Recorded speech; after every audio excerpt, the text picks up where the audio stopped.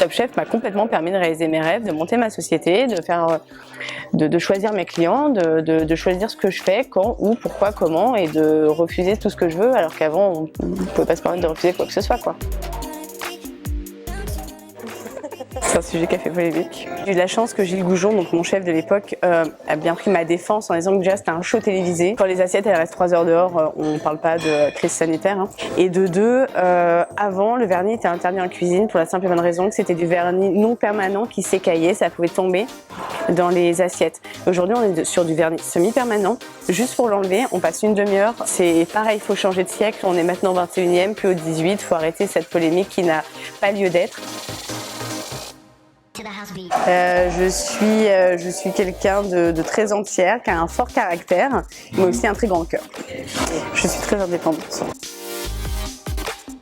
Et c'est une phrase qui me correspond bien. Tout le monde le dit régulièrement depuis que je suis petite.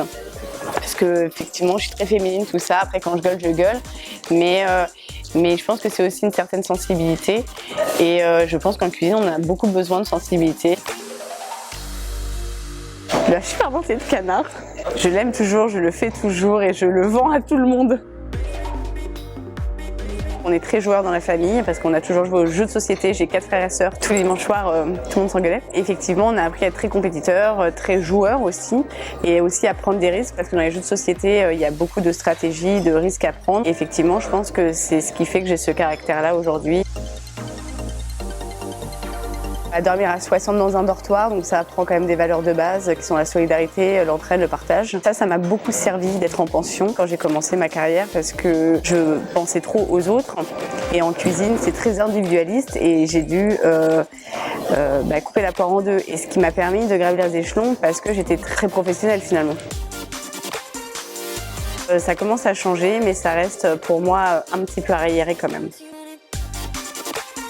Ils m'ont dit ça parce que mon frère est chef aussi. Et c'est pas un métier de femme parce que comment on va faire des enfants, parce que comment on va faire la popote à la maison, comment on va s'occuper des gamins, comment on va faire la vaisselle, le truc, le bidule, le machin. Quand on veut, on peut. Et moi, j'ai réussi à avoir un enfant qui a 12 ans, qui va très bien. J'ai mon job, je gagne bien ma vie, j'ai fait Top Chef, j'ai fait plein de choses. Donc, je pense que c'est juste une question de volonté et pas de genre ou de sexe, quoi. À la maison, on ne cuisine pas du tout, jamais. On ne cuisine pas pour la simple et bonne raison que mon ex-mari est aussi cuisinier. Il a un restaurant dans Paris, que c'est un métier très dur et que je vais refaire ce que mes parents m'ont fait. Je veux vraiment pas que ma fille fasse de la cuisine.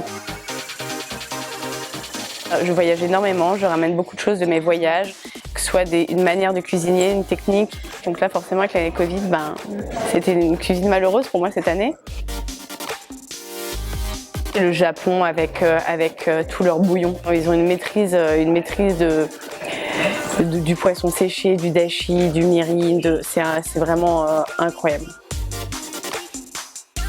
Il n'y a rien. J'ai appris à voyager sans rien. Je voyage avec juste une veste de cuisine, un steamer portable, mon chargeur, mon Mac. Et je crois que c'est tout, franchement. Je suis chef consultante au MHR, le club de rugby de Montpellier, avec Florian Barbaro, un ancien de Top Chef qui est un de mes meilleurs amis. Et on a fait le premier week-end pour faire la carte, tout ça, et on a passé un week-end mais incroyable. Rien ne se passait comme prévu. En plein match de rugby quand même, diffusé sur Canal, 6 pannes de courant. 6 pannes de courant dans la cuisine. Enfin, ça a été un enfer, mais c'est un souvenir, dès qu'on se le dit, on explose de rire tellement c'était drôle, quoi. Le chou-fleur. On le déteste parce qu'on a des souvenirs d'enfance qui sont pas bons, l'odeur, la cantine, tout ça, alors que si c'est bien fait, c'est tellement bon. Ça me ressemble par exemple à Top Chef, on m'a montré Parisienne Slominard, alors qu'en vrai je suis super cool. Mon cocktail préféré.